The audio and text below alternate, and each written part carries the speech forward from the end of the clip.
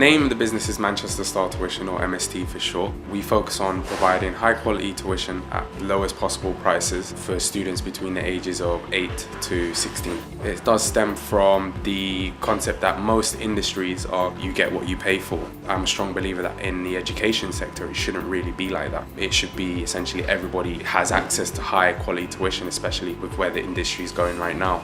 Having experience within the industry, I saw where there's faults, and one of the biggest fault is between lessons or between tuition sessions, students don't have much to do. Manchester Star Tuition and the platform we provide work on the basis of being able to provide great tuition within the hour as well as tuition between. To achieve top quality in the education or in tuition sector, students need to be able to conduct independent study as well as having a tutor there who's going to help you with specific subjects. The long-term help and the long-term support you're going to get and what will carry you further isn't your necessarily 1 hour sessions, it's the ability to learn how to study yourself. We've got the idea of convenience and the idea of studying between lessons, and that's where the MST platform comes in. Tuition is something that can be a hassle for a lot of people. Finding a tutor, paying tutors, and the platform takes that and allows students to have their own timetable, to have their own feedback that they can check, their own video lessons that they can have on a weekly basis, as well as discussion boards. Just your hour of tuition now expands to a week of tuition or long-term tuition and teaches you to sit there by yourself to do some work.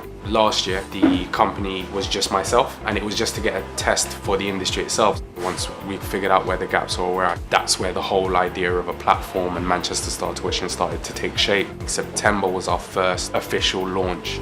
The interaction with UMIP started with the Propeller Fund and Optimizer Fund, which gave us some startup funding as a starting business towards the actual platform and building the platform. That was a great practical assistance. On top of that, you also get the intangible help, which is access to mentors. There's a lot more that goes into businesses rather than just your product and running your business. It's these other factors such as VAT or insurance and all these extra things that come into it. That's one of the great things about the Optimizer is it helps with those extra things that you aren't ready to focus on just yet because you want to focus on your product and running your business.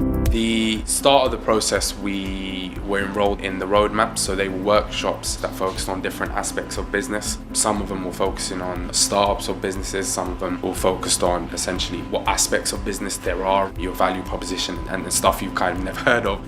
After completing the roadmaps, we had to do a presentation or a pitch that was about your business and what your value proposition is. And that was just to see whether your actual business model or your business idea can go forward at this stage. Having access to mentors who knew that aspect of running a business and a business in itself was a great help, because if you had any questions about VAT, which is one that I had, I was connected to Ansar, who knew a lot more about that than I possibly would. The idea behind the Optimizer is to encourage people and to give people the tools they need to actually go out there and take the first steps to starting their own business. You get a much better understanding of the business world and how it works. We've had a great first year. We had around 10 to 12 different tutors and over 50 different students. We've reached a point where we're going to be expanding to Leeds, Huddersfield and London. When we've gone from doing English and maths, now we're going to be doing 11 plus and science as well. I never imagined to own my own business or to be a director or CEO.